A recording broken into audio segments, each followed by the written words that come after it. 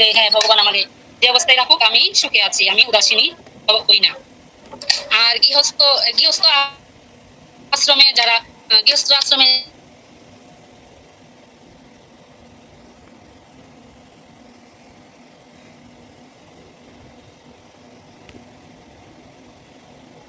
কোথায় ববি মাতাজি? মানুষের মতন জীবনযাপন হরে কৃষ্ণ প্রভু। জোরে বলেন, আপনাদের প্রভু কথা একবার বলেন, বলছে যে আপনাদের কথা বলেন, এই দিকটা বলার তো দরকার নেই।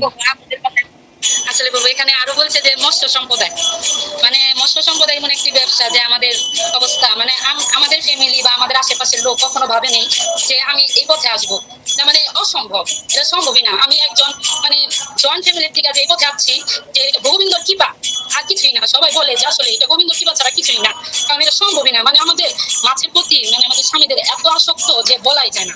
মানে আমার বিয়ে হওয়ার পর আমি দেখছি যে এরা একদিন মাছ ছাড়া চলতে পারতো না, কিন্তু আমি যখন এই যে মানে গোবিন্দ কৃপা শিরোমণি প্রভুর সাথে কৃপা লাভে আমি এই পথে আসতে পারছি, আর এখন বুঝতে পারছি যে আসলে আমরা কোন কোন পথে আছি, মানে আমাদের কর্মটা কেমন।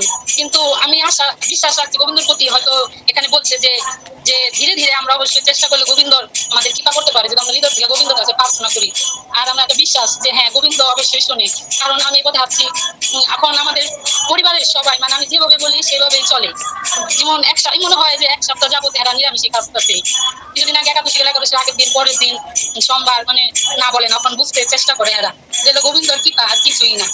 আর এটাও তো এটাই আমার বলা ছিল যে আমি আমি এক সময় মানে আমি এখন গোবিন্দর কাছে প্রার্থনা করি, গোবিন্দ যে আমার অনেক কৃপা করছে যে আমি এই পথে আসতে পারছি। কারণ আসলে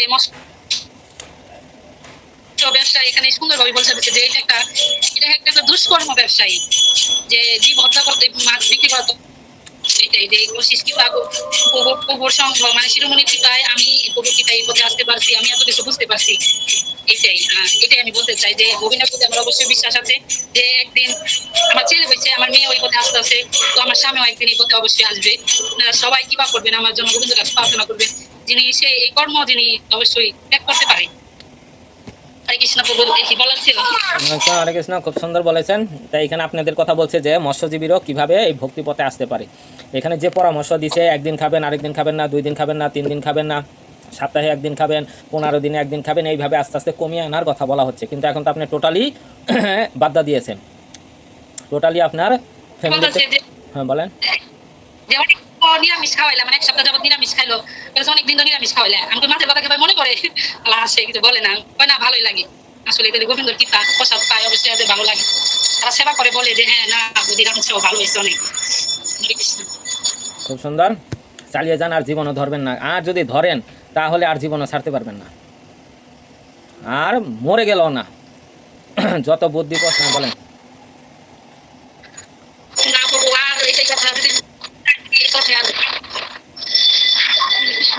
ঠিক আছে কৃষ্ণ, আমরা অবশ্যই আপনার জন্য প্রার্থনা করব, কৃষ্ণ আপনার মঙ্গল করুক। আস্তে আস্তে যেন ওই বিজনেসটা কী করে ভগবান ওর থেকে মুক্ত করে দেয়। তাহলে আমরা এখান থেকে দেখুন যে সাধারণ মানুষের সাথে বলছে যে ব্যবহার কীরকম হওয়া উচিত। একটা জড়জাগতিক মানুষ, একটা ভক্ত মানুষের, ভক্তের ফ্যামিলি চলাফেরার মধ্যে অনেক পার্থক্য আছে। এই পার্থক্যটা কেউ যদি চান যে আমি এই পথে অগ্রসর হব, তাহলে আর এটার জন্য চেষ্টা করতে হবে। যে এখানে বলছে বৈষ্ণবের সাধারণ ব্যবহার। একটা জড়জাগতিক মানুষ মরে কোথায় যাবে, একটা ভক্ত মরে কোথায় যাবে, তা আমরা যদি এই জিনিসগুলো চিন্তা করি, বিবেচনা করি, তাহলে আমার কি করা উচিত? ভক্ত ভগবানের ধামে যাবে আর আমি যাব নরকে। এই জন্য আমাদের উচিত, তাহলে একটা ভক্ত যদি ভগবানের কাছে ফিরে যেতে পারে, আমি কেন বসে আছি? আমি এই জড়জগতের সাথে কেন আমি এইরকমভাবে লেগে আছি? আমাকে এইখান থেকে বের হতেই হবে। এর জন্য অনুরোধ, দেখেন একটা জেলে ফ্যামিলি আর যারা জেলে নয়, তাদের কতটুকু দ্রুত অগ্রসর হওয়া উচিত। মানে তারা হচ্ছে কি মনে করেন মাছের পোক বলা চলে, এভরিডে তাদের চলে এগুলা, এভরিডে তাদের এই জীব হত্যা চলে। ভালো চোখে দেখবেন না, খারাপ চোখেই দেখবেন। কিন্তু হচ্ছে আমরা ভক্তরা দেখতে পারি ভালো চোখে যে তা সে কি করতেছে, না পেরে জিনিসটা করতেছে। তাহলে চিন্তা করে দেখেন, আপনার কোনো বাধা বিঘ্ন নেই। যারা কোনো মাছের বিজনেস নেই, আমাদের কারোরই এখানে মাছের বিজনেস নেই। আচ্ছা, মাছের বিজনেস যদি না থেকে থাকে, সে কত দ্রুত এই পথে আসতে পারে। আর তার বিচার বিবেচনা করা উচিত যে আমি কত নিকৃষ্ট, আমার মাছের বিজনেস নেই। দেখেন যার পুকুর ভরা মাছ আছে, মাছের বিজনেস আছে, সে কত পোক, তার বাড়ি শুদ্ধা কী হয়, মাছের গন্ধ হয়। সে কীভাবে এই বিজনেসটা ছাড়বে? আর আপনার কোনো মাছের ব্যবসা নেই, কোনো কিচ্ছু নেই, বাজারে যাইতে পারেন নাও যাইতে পারেন, আর তাদের মাস্ট বি বাজারে কন্টিনিউ যেতে হয়। আর বেশি ব্যালেন্স হইলেই খেতে হয়, ফ্রি হোক আর কিনে হোক। আর যারাই বিজনেস করেন না তারা কত দূর এগিয়ে আছেন, তাদের কি করা উচিত? আমাদের ক্লাসে অনেকেই এখানে আছেন বিজনেসে জড়িত না, যেমন স্মৃতি মাতাজি আছেন, তারপরে আরও কে ভক্তি জীবনে, হ্যাঁ, ঝুমা মাতাজি আছেন, ঝুমা মাতাজি তো প্রসাদ পাচ্ছে, যারা মানে এরকম আছেন অনেক, আমাদের কার্তিক আছেন, কার্তিক প্রভু, তারপর আমাদের ব্রজেশ্বরী, তারপরে হচ্ছে আমাদের এই রুমি, হ্যাঁ, শিউলি বর্মন্ত, বৈষ্ণবী, ব্রাহ্মণ। তা দেখেন আপনারা কত দূর, কতটুকু স্টেজ উপরে আছেন, ইচ্ছা করলেই ছেড়ে দিতে পারেন এই পাপ কার্য।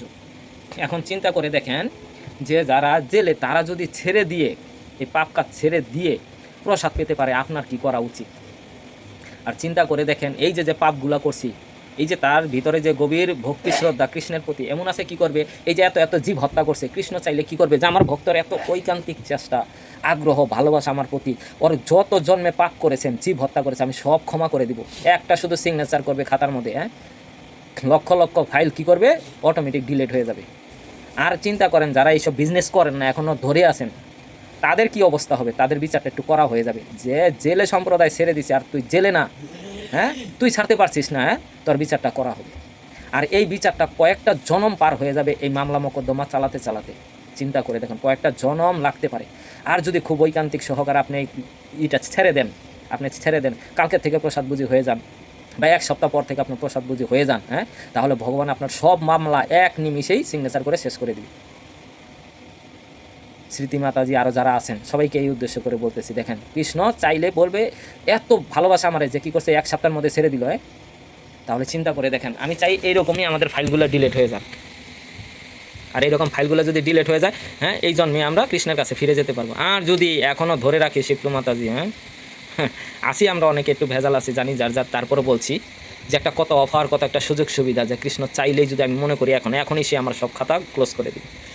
আর যদি এটারে টেনে টেনে এই জন্মটা নিয়ে যায়, তাহলে কয়েকটা জন্মও লাগতে পারে। দেখবেন অনেক সময় এক সন্তান কি হয়, কোনো অপরাধ করে বা যেটাই করে, মা কি করে অনেক সময় এক নিমিষের ভিতরে ক্ষমা করে দেয়, কারণ তার এমন আচার আচরণ দেখে সন্তানের যে সে এত অনুতপ্ত হয়েছে, তখন মা বলে না, আমার সন্তানকে আমি একটা টাচও করবো না, সব ক্ষমা করে দিলাম।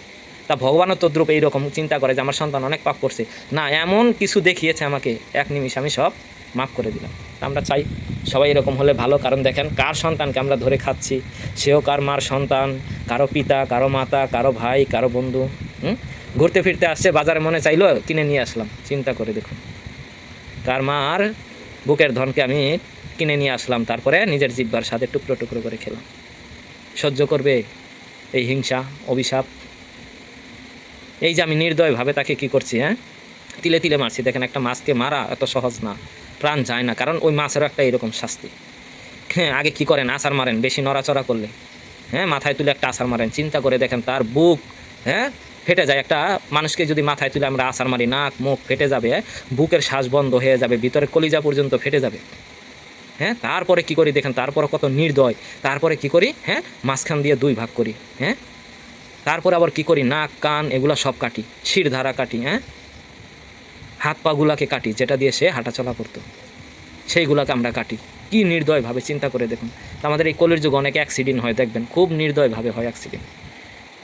আমি অনেক দিন আগে একটা ভিডিও আপনাদের দেখিয়েছিলাম গ্রুপে, যে জীবিত মানুষটার পেটের ভুঁড়িটারে কী করছে, যেমন গরু ছিলে না এরকমভাবে পুচিয়ে পুচিয়ে কাটছে, হ্যাঁ, টেনে একদিকে চামড়া হাত দিয়ে টেনে ধরছে, আরেকদিকে কুচিয়ে কুচিয়ে কী করছে, কাটতেছে, আর শ্বাস প্রশ্বাস নিচ্ছে। জীবিত মানুষের দেখেন কত নির্দয়ভাবে সে শাস্তিটা পাচ্ছে। অবশ্যই কোনো জন্মে সে এরকম নির্দয়ভাবে কী করেছিল, তাকে এরকম কোনো জীবকে কেটেছিল। এর জন্য অনুরোধ, ভগবানের কাছে প্রচুর পরিমাণে প্রার্থনা করেন যে আমি জানি এটা তুমি একটা শাস্তি দিচ্ছ, কিন্তু আমাকে তাড়াতাড়ি এই থেকে মুক্তি দাও। আমি বুঝি সব কিছু, কিন্তু ছাড়তে পারছি না, তারপর তোমার কাছে প্রার্থনা করি।